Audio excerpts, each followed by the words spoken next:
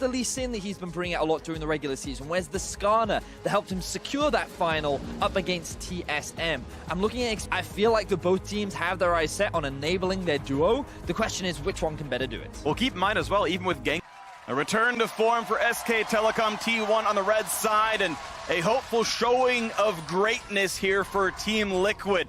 Faker back on a face you have seen before, facing now against Team Liquid.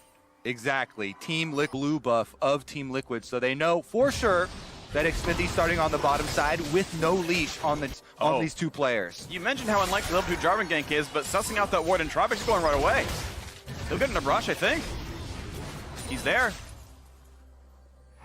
Okay, where's the wave gonna meet? CoreJJ gonna try to not give away this information. Mata gonna get knocked up there. Here's all the damage output. They're gonna have the stun available. He's flashing with a flash follow, and xMSI grabs first blood against SKT, but Clit, he's already here. He sussed it out too, and the trade kill comes in. Now on a double, it's low on health. They find a stun. CoreJJ's gotta run. He's a bit low as well, but the aftershock that he triggered himself keeps him alive. Under the turret goes Teddy. Can't quite find that kill, but everyone gets away. Flash for flash there as Teddy wants to get a little bit more. To being jungler for support. So, while, as you say, Kobe, it is first blood to the side of Team Liquid, I feel like SKT... Double if he's level 2, has some sustain. CoreJJ is walking down the lane, but he won't get there in time. It's no flash for Double. They're trying to run over to his teammate. He's going to and he doesn't have Devour yet. It's a level 1 CoreJJ. They get the chase down to the turret, and all this farm is missing for Team Liquid. And just as we were... The more aggressive look after the play, repeat ganks on bottom side, level 2 under the turret. Here's how it all started out, though. xMSI snuck into the bush, they're able to get the first blood, and then they chase with no vision onto Teddy into the river long enough for Clid to get there. Lee Sin answers back.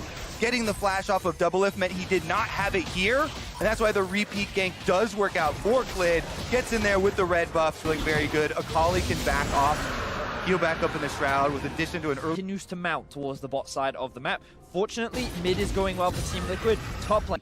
Once again, goes into that jungle, looks for something to fight, looks for something to take, and maybe he'll find himself xMSI. The flash out of the rise first. All the damage is there. He flashes away. The cannon barrage sets it up, and a shutdown goes over to Impact, but now xMSI will drop as well. Mata claiming that kill. Yep, they're able to get the counter kill once again. Impact did use the Gangplank ultimate con. Now picks up the kill versus Impact on the gank. Yeah, Team Liquid setting up the counter very well. They were definitely ready for it. As you can see, xMSI was waiting there for the counter gank, plus Impact very ready to throw out the ultimate. However, in the end, Faker and SKT still get the extra kill. Here's another look at it. With the Jarvan ult holding him in place with the Cataclysm, Gangplank ult for the mid lane is very good for Team Liquid. He's going to try and get to that Trinity Force, but Clid is bottom again, and they're teleporting in. He's time for his third or fourth gank down here. Gallia showing up as well, trying to get the team to safety. A nice grab there by CoreJJ. He'll probably lose his life, and indeed he will do so. Faker now on the board for SKT's fourth kill. Oh, the root could be enough. Khan down to under 100 HP, just gets away from the turret. The top side, and has gotten one play off the turret for everyone investing on the bottom side. Faker going in on him though. This is going to be a pretty difficult fight. Impact has a level lead, but ulti lists when Faker has the cooldowns. He's going to land, eats the orange, tries to run away. Will the double dashes come in? There's the first one. Faker could go for a little bit more damage, but no, has already burned the full charge of the ultimate. Just a friendly... Allow Double Lift and CoreJJ to come back into this game at all. They invest in Galio ultimate. CoreJJ sacrifices his life for the sake of Double Lift.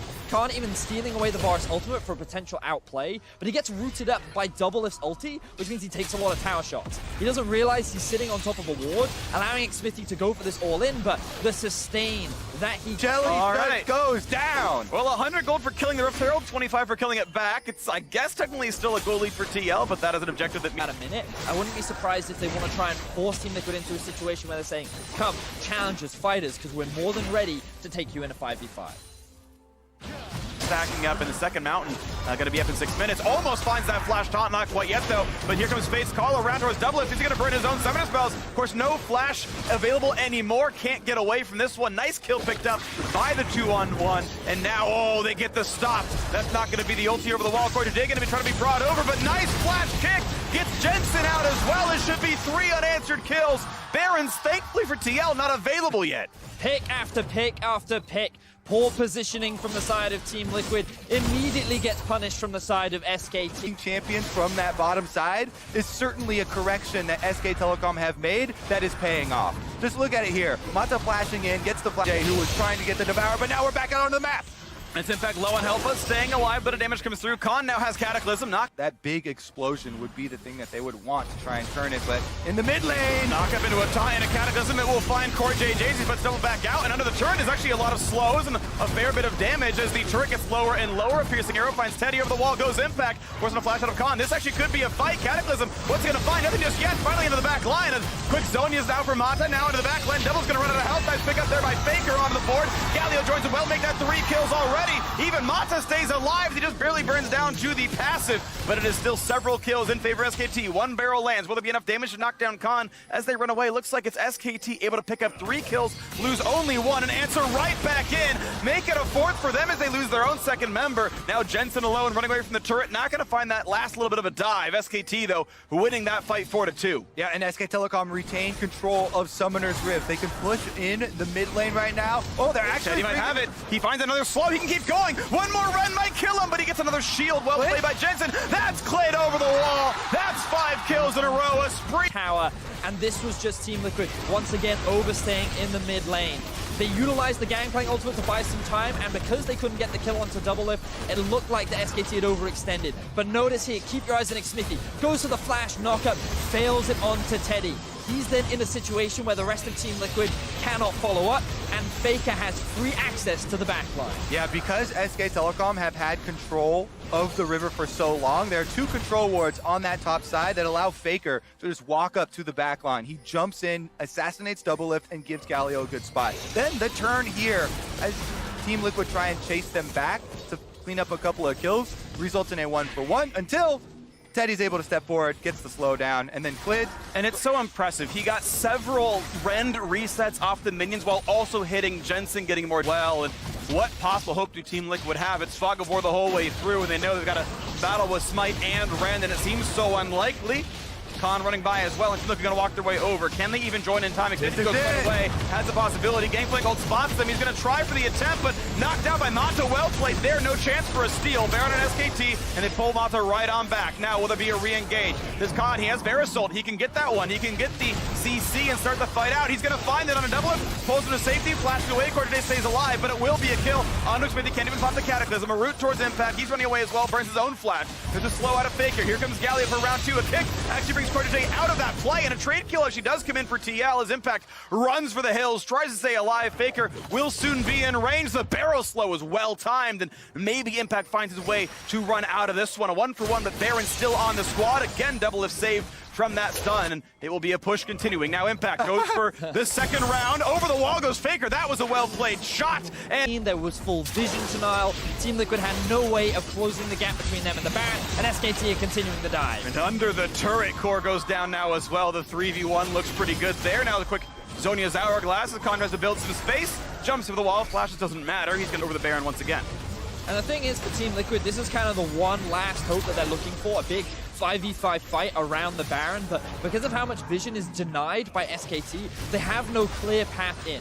Double Lift ends up missing his ultimate, Xmithy can't find an avenue to start the fight, and with SKT very quickly taking down the Baron with the double mountain, they then immediately converge on the rest of Team Liquid, and it's just a matter of chasing the units down to top 2 spot, and getting a win against TL is definitely a big confidence boost that they need. Well, the Flashless Khan could be a target. Doesn't have a good way out of this one, and now Galio shows up. Faker as well. Do they have the damage output? It's Clid also in this play, and look at the damage output coming across. Trying to find something to do. Guardian Angel still there. The duck comes in, but not going to find a kill. Mata dead, makes it a second kill for Team Liquid, but Faker could find his own second. Gets the third thanks to Clid, and they're just cleaning up now. That's the ace. That's a ton of kills for SKT, and they can lock it right into the base. Oh, it's fun to see Faker on the international stage again. 8-0-5 Akali finishes off Team Liquid, and now all that's left are the base structures. And these structures don't regen too fast, and they can't run away. There's no Tom Kent to grab them out. And this is SKT closing this one out. 31 minutes, looking angry after that defeat yesterday night. And SKT in third place right now, 3-2 to end the first round robin. Let's go over the adjustments made. Tower, and this was just Team Liquid once again overstaying in the mid lane. They utilized the Gangplank ultimate to buy some time, and because they couldn't get the kill onto Double Lift, it looked like the SKT had overextended. But notice here, keep your eyes on Xmithy. Goes to the flash, knockup, fails it onto Teddy. he's then in a situation where the rest of Team Liquid cannot follow up, and Faker has free access to the backline. Yeah, because SK Telecom have had control of the river for so long, there are 2 control wards on that top side that allow Faker to just walk up to the back line. He jumps in, assassinates double lift, and gives Galio a good spot. Then the turn here, as Team Liquid try and chase them back to clean up a couple of kills, results in a 1-for-1 until Teddy's able to step forward, gets the slowdown, and then Clid. And it's so impressive. He got several rend resets off the minions while also hitting Jensen, getting more